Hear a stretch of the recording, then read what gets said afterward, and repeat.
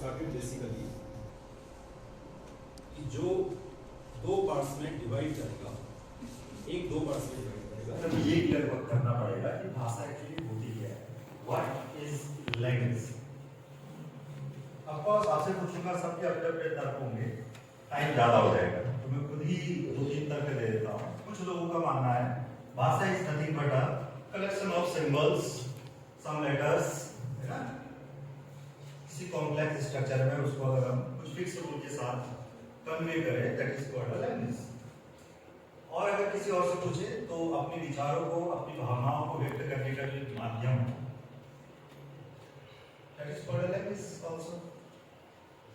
Okay, भाषा के जो कंपोनेंट होते हैं अगर हम वो समझ जाए, देखो भाषा चाहे कोई भी हो, जर्मन हो, संस्कृत हो, लैटिन हो, ग्रीक हो, सबके कंपोनेंट सेम है।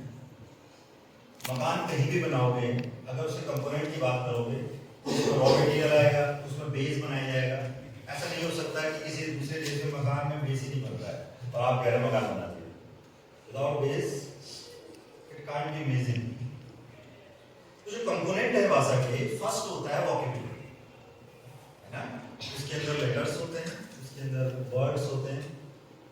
सेकंड, जो आपने वोकैब्युलरी दी है उसको आप मीनिंग देते हो। आपने हैप्पी तो लिख दिया, लेकिन आपने उसको मीनिंग देना पड़ेगा ना। हैप्पी का मतलब ये है कि आप एक जॉय नेचर में, आप एक आनंद की स्थिति में। उसके बाद थर्ड स्टेप जो आता है, आपको एक रूल डिफाइन करना पड़ेगा, सिंटैक्स डिफाइन करना पड़ेगा। इस रूल के तहत that is called a grammar also. आपको एक ग्रामर बनाना पड़ेगा। मैथ्स के साथ बहुत अच्छी बात है ना, एक लाइट वे बता रहा हूँ कि मैथ्स के लैंग्वेज में आप झूठ नहीं बोल सकते। सबसे अच्छी बात इस लैंग्वेज की कैसे है, आई convert this expression into a sentence. समझिएगा इस चीज को, सेंटेंस। इस प्लस का मतलब जो इसको मैंने मीनिंग दी है, वो मीनिंग दी है मैंने इसको एडिशन की। मीन्स पहले आपने उस लैंग्वेज की एक बेसिक वोकैब्युलरी पकड़ी, प्लस माइनस, एंड फिर उसको आपने जोड़ना स्टार्ट किया वर्ब के थ्रू। बट दिक्कत कब आई उसके बाद, जब आप हायर 9th 10th 11th में आए तो आपने ये महसूस किया होगा, आप डे टू डे लाइफ के जो आपके ऑब्जर्वेशंस हैं उनको कन्वर्ट करते हैं प्रॉब्लम्स में language. That's why mathematics is a universal language. जैसे पेड़, पत्ते, तने, आप देखते हैं पत्ते ऐसे उगते हैं ना तने में, आप सोचते होंगे ये तो ऐसे उग जा रहे हैं कहीं पर भी।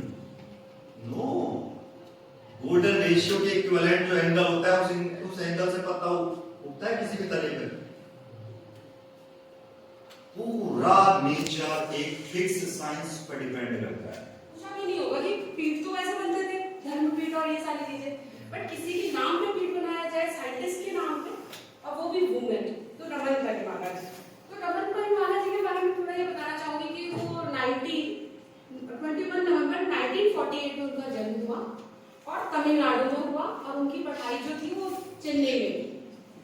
उसके बाद उन्होंने अलजेब्रा में काफी अच्छा काम किया। आप लोग गूगल के स्टूडेंट्स हैं, गूगल के टाइम के लोग हैं, तो आप इसके बारे में ज्यादा बताना जरूरी नहीं है, बट इतना बताना जरूरी समझा मैंने कि जो 11 पीठ है उसमें से एक पीठ जो बनेगा वो रमन परिवाला मैथमेटिशियन के नाम पे बनने वाला है, जो कि हमारे गर्ल्स को काफी मोटिवेट कर सकते हैं। तो आप उसमें जो सॉफ्ट लैंडिंग करानी थी, उनका पूरा जो जिम्मेदारी थी वो रितु करिकर, डॉक्टर रितु करिकर मैम के ऊपर ही। तो सोचिए उन्होंने कितना बड़ा काम किया और क्या मतलब कितना अच्छा सॉफ्ट लैंड किया, वो बिल्कुल कैलकुलेशन कितनी सही थी, मतलब इस दिन यहाँ होना चाहिए, इस दिन यहाँ होना चाहिए, लैंडिंग के समय बिल्कुल भी मतलब ऐसा नहीं हुआ कि गिर गया या कुछ भी ना। उनकी कैलकुलेशन कितनी सही रही, मॉनिटरिंग कितनी सही रही, तो कहीं ना कहीं उनकी जो रणनीति रही रितु करिकर मैम की वो कितनी सही रही। तो ये जो है हमारी साइंटिस्ट रितु करिकर मैम, इनका जो जन्म है वो 1975 के बॉर्न है वो, और लखनऊ विश्वविद्यालय से बीएससी एमएससी लखनऊ विश्वविद्यालय, जबकि हम यूपी में है ना, तो कितना मतलब होता है कि हमारे पास में थोड़ा सा लगता है कि हाँ चलो यूपी की है। तो यूपी से बीएससी एमएससी की उन्होंने, और उसके बाद क्योंकि MSc BSc से तो इतना हो नहीं पाता, उनको तो जाना था एरोस्पेस में, तो उसमें उसके बाद इन्होंने मास्टर्स की जो डिग्री ली IISc बैंगलोर से, वहाँ एरोस्पेस इंजीनियरिंग में MS मास्टर्स की डिग्री ली और उसके बाद इनका सिलेक्शन इसमें हुआ। तो सोचिए कहाँ से स्टार्ट हुआ, बलिदान से, और कहाँ पहुँच गए चंद्रयान। शकुंतला देवी जी और बहुत सारी वुमेन्स हैं। मैं तो सिर्फ मैथ की बात कर रही हूँ, इतनी फील्ड है। मुझे लगता है तो टॉप की जो मैक्सिमम IAS PCS जो मैक्सिमम बोल रही वर्ड वो लेडीज गर्ल्स काफी अच्छा परफॉर्म कर रही है, क्योंकि देखिए किसी भी देश को और सशक्त बनाने के लिए महिलाओं का रोल बहुत है। पुरुष का तो है ही है, बट महिलाएं अगर हमारे वही पढ़ी लिखी और शक्तिशाली सशक्त होंगी तभी जाके हम एक अच्छे समाज का निर्माण। आपका बहुत सराहनीय रहा कि आपने फर्स्ट टाइम DSB में international mathematics day organize. Thank you so much.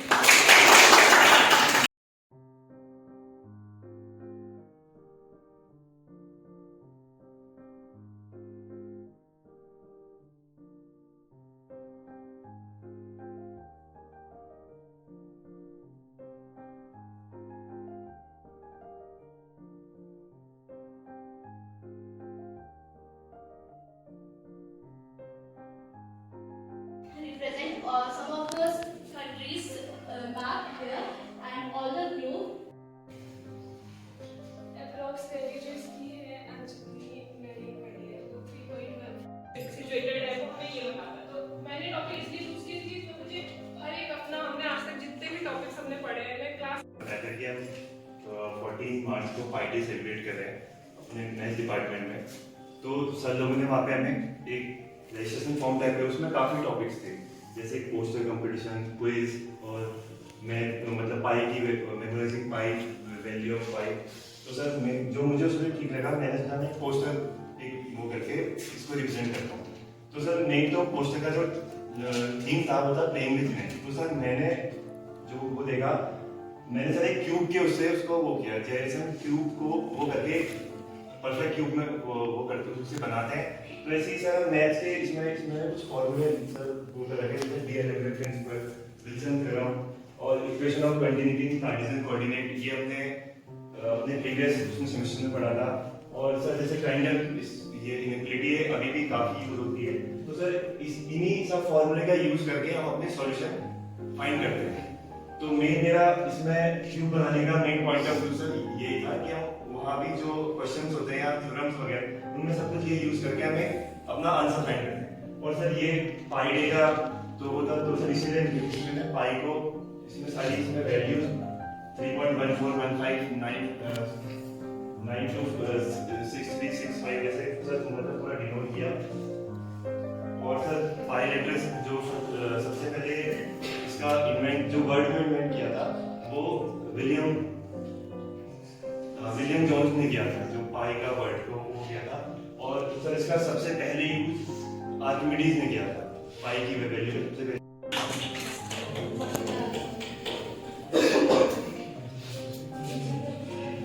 Good afternoon, respected sir, ma'am, all the research scholars and my colleagues. जैसे कि हमारा पोस्टर मीटिंग में जो टॉपिक था वो था प्लेइंग विद मैथमेटिक्स। और बचपन से हमने सीखा है जब हम मैथमेटिक्स के बारे में सोचते हैं तो सबसे पहले हमारे दिमाग में आता है 1 2 3 4। तो यहाँ पे वही रिप्रेजेंट किया 3 में सारे binary operations plus minus greater than less than सारे नंबर्स को लिखे। ठीक है, अब हम मैथ्स करते हैं जैसे आज दीपक सर ने भी क्लास में एक्सप्लेन किया था। हम जब मैथ्स करते हैं तो हमें अपने नेचर से रिलेट करते हुए करना चाहिए, हर चीज के बारे में सोचना चाहिए। तो वही मैथ्स करने से पहले हम कुछ प्लानिंग प्लॉटिंग्स करते हैं, जैसे हमें क्या क्या चीजें रिक्वायर होगी, हमें क्या क्या मेथड्स इस्तेमाल करने हैं, किस टेक्निक से, कौन सा पेन कौन सी पेंसिल, बिल्कुल एप्रोप्रिएट जगह एप्रोप्रिएट चीजें हमारे पास होनी चाहिए। वही मैंने छोटे छोटे कॉलम्स में एक्सप्लेन करने की कोशिश करी है।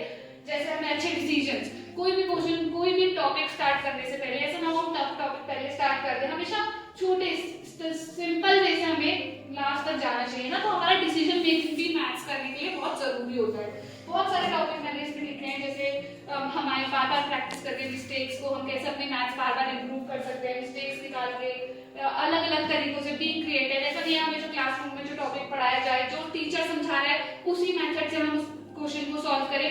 हमें और रिसोर्सेज का भी इस्तेमाल कर करके अलग अलग मेथड्स का इस्तेमाल करना चाहिए। ये इसमें मैंने बहुत सारे उसमें लिखा है। Thank you.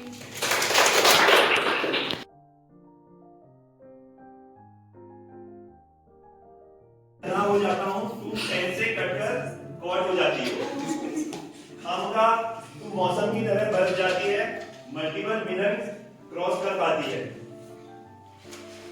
जब भागना लगे तो परिमेयकरण के साथ हो जाती है, एक दूसरे के साथ गणित के पन्नों में दफन हो जाती है। हल तो सैकड़ों प्रश्न होते हैं।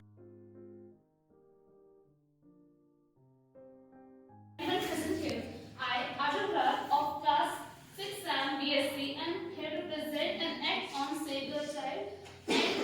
जो बेटी को पढ़ाने के लिए होता है कि बेटी पढ़ाओ बेटी बचाओ, उसके ऊपर मैं एक एक्ट परफॉर्म करने जा रही हूँ। आई होप आप सबको उस चीज से कुछ सेंस मिले। मैं बेटी हूँ, मैं ही लक्ष्मी हूँ, मैं ही